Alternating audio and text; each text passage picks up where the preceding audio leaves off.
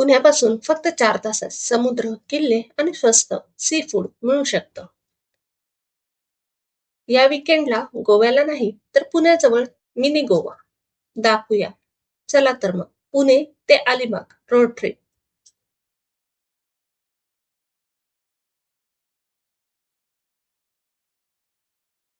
पुण्यापासून अवघ्या काही तासात असा रस्ता येतो जेथे घाट, जंगल, गाव आणि शेवटी थेट समुद्र. आज आपण अनुभवणार आहोत पुणे ते अलिबाग रोड ट्रिप, जेणेकरून तुमची ट्रिप एकदम स्मूथ होईल.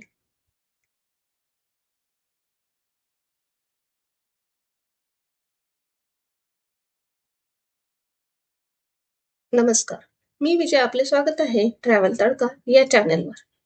समुद्र, नारळाची झाडे, किल्ले आणि जबरदस्त सी फूड फक्त 3-4 तासात.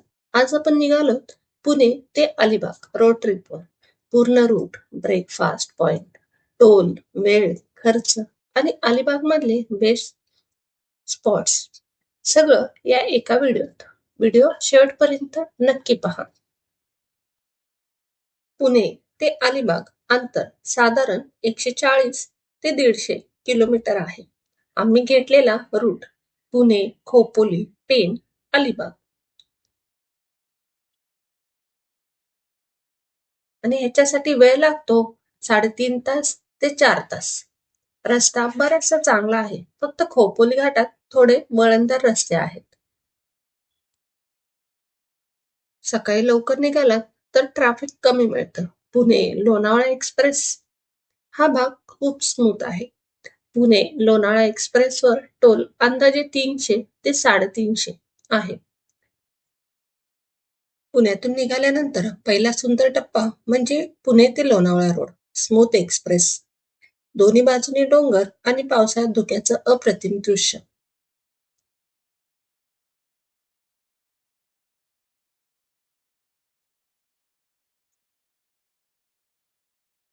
लोणावळ्यात आल्यावर आपल्याला सगळीकडे दुकाने दिसतात ती चिक्कीची. लोणावळ्याची चिक्की खूप प्रसिद्ध आहे आणि खायलाही खूप छान लागते.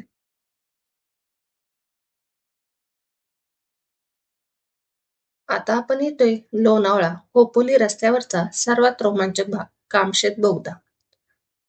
आजूबाजूला जंगल आणि मध्ये हा जुना बोगदा. हा भाग रोड ट्रिप प्रेमींना खूप आवडतो. पण लक्षात ठेवा, रस्ता अरुंद आहे त्यामुळे ड्रायव्हिंग करताना जास्त काळजी घ्यावी लागते. हा बोगदा पाहिल्यावर वाटतं अलिबाग अजून लांब नाही.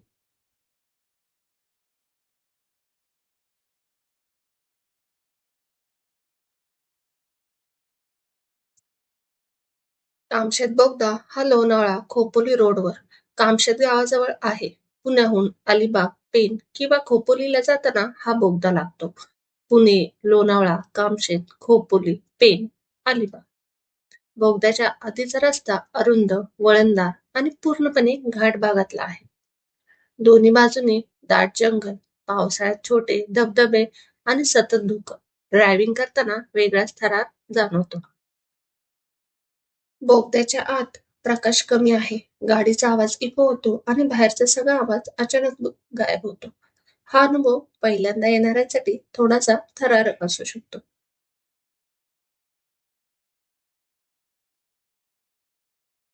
बोगद्यामध्ये ओव्हरटेक करू नका. हेडलाईट, इंडिकेटर वापरा. हॉर्न हलका द्या. पावसाळ्यात स्पीड कमी ठेवायचा गाडीचा. बाईक असेल तर हेल्मेट विसरू नका, कारण घाटामध्ये स्लिप होण्याची शक्यता जास्त असते. कामशेत बोगदा पार केल्यानंतर सुरू होतो खरा घाट रस्ता. अरुंद वळण, दाट जंगल आणि शांतता. पण येथेच जास्त सावध राहणं गरजेचं आहे. घाट वळण आहे. एकदा खोपोली गाठली की समजा सगळ्यात अवघड भाग संपला. घाट उतरून थोडा थकवा आला की एक गरम चहाचा कप खूप काही बदलून टाकतो. म्हणून आम्ही मासोळी या हॉटेलपाशी थांबलो नाश्त्याला. जर तुम्ही पुणे, अलिबाग, खोपोली रोड ट्रिप करत असाल तर मासोळी हॉटेल बेस्ट आहे ब्रेकफास्टसाठी. येथे आम्ही प्लेन डोसा, आणि सँडविच घेतले होते आणि चहा. ब्रेकफास्ट केला आणि एक 10-15 मिनिटं आराम करून आम्ही पुन्हा निघालो अलिबागच्या रोडकडे.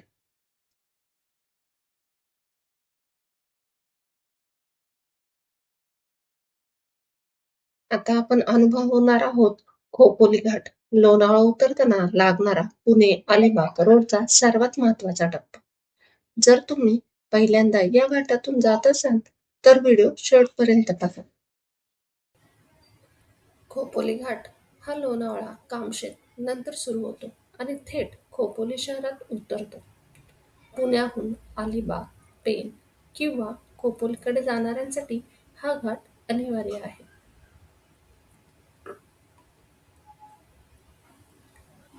घाट सुरू होताच रस्ता अरुंद होतो, वळण तीव्र होतात आणि आजूबाजूला दाट जंगल दिसायला लागतं.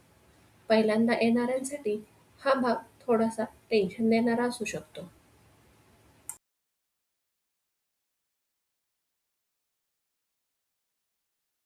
खोपोली घाटात सगळ्यात मोठं आव्हान म्हणजे अरुंद वळण आणि समोरून येणाऱ्या बस, ट्रक.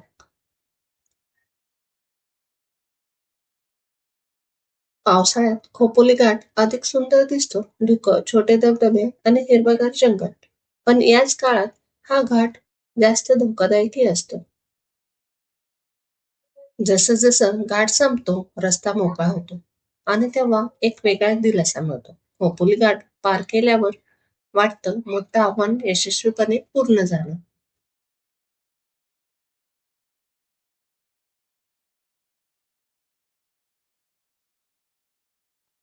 खोपोली घाट पार केल्यानंतर जेथे सगळा ताण संपतो, तेथून सुरू होतो एक शांत, हिरवागार आणि सुंदर रस्ता. खोपोली ते पेण अंतर साधारण 30 ते 35 किलोमीटर आहे आणि ट्रॅफिक नसेल तर 45 मिनिटे ते 1 तास लागतो. खोपोली, वडखळ, पेण. खोपोलीनंतर रस्ता बराचसा मोकळा आणि स्मूथ होतो. घाटाच्या तुलनेत येथे ड्रायव्हिंग खूपच आरामदायक वाटतं. दोन्ही बाजूनी झाडं, लहान गावं आणि कमी ट्रॅफिक. हा रस्ता वेगासाठी नाही तर अनुभवासाठी आहे. अचानक वळण, रस्त्यावर तणाव, जनावरं आणि स्थानिक लोक दिसू लागतात. त्यामुळे स्पीड कंट्रोल ठेवणं महत्वाचं आहे. खोपोलीनंतर आणि पेनच्या आधी काही पेट्रोल पंप आणि लहान चहा टपऱ्या आहेत, पण फार पर्याय नसतात. त्यामुळे खोपोलीतच फ्युएल चेक करणं चांगलं. पावसाळ्यात हा भाग खूप सुंदर दिसतो. हिरवळ वाढते, हवा थंड होते, पण काही ठिकाणी रस्ता निसरडा होऊ शकतो. पेन मागे पडतं आणि इथून सुरू होतो खरा कोकणी प्रवास. समोर मोकळा रस्ता, दोन्ही बाजूला नारळाची झाडं आणि मनात एकच विचार, अलिबाग किती लांब आहे. पेन ते अलिबाग अंतर साधारण 35 ते 40 किलोमीटर आहे आणि साधारण 1 ते 1.5 तास लागतो. पेन, नागोठणे फाटा, रेवदंड फाटा, अलिबाग. अलिबाग हे रायगड जिल्ह्यातील प्रसिद्ध पर्यटन स्थळ आहे. मुंबईपासून जवळ असल्यामुळे वीकेंडला येथे खूप गर्दी असते. अलिबाग बीच शहराजवळ असल्यामुळे सहज पोहोचता येते. संध्याकाळी इथला सूर्यास्त खूपच सुंदर दिसतो. समोरच दिसतो ऐतिहासिक कुलाबा किल्ला. समुद्राचा खारा वारा, नारळाची झाडं आणि शांत वातावरण. आपण पोहोचलो आहोत कोकणच्या स्वर्गात, अलिबाग गावात. पुणे आणि मुंबईकरांची फेवरेट सुट्टीची जागा.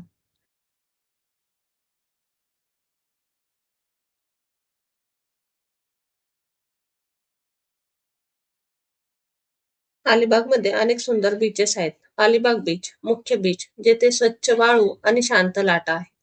मांडवा बीच, सर्वात प्रसिद्ध आणि बॉलिवूड चित्रपटांमध्ये बऱ्याच वेळा शूट झालेला. रेवदंडा बीच, स्वच्छ आणि थोडा शांत, कुटुंबासाठी उत्तम. अलिबागचा इतिहास 17व्या शतकातला आहे आणि तो खांदेरी, कुलाबा अशा अनेक प्राचीन किल्ल्यांचं घर आहे. येथे कनकेश्वर मंदिर सारखे ऐतिहासिक देवस्थाने पण आहेत, ज्याचं सांस्कृतिक महत्व मोठं आहे.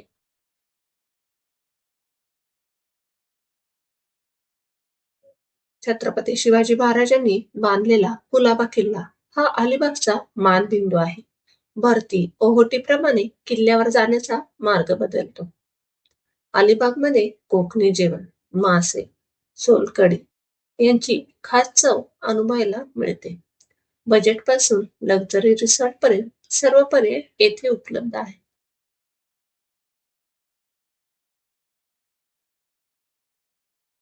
अलिबागला भेट देण्यासाठी ऑक्टोबर ते मार्च हा काळ सर्वात उत्तम आहे.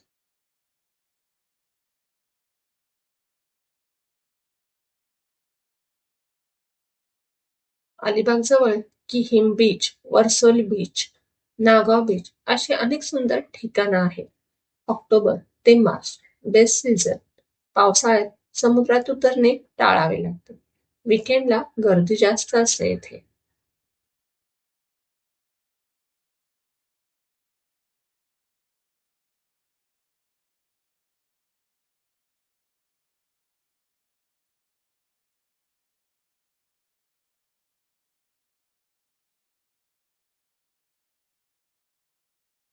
तर हा होता आपला पुणे टू अलिबाग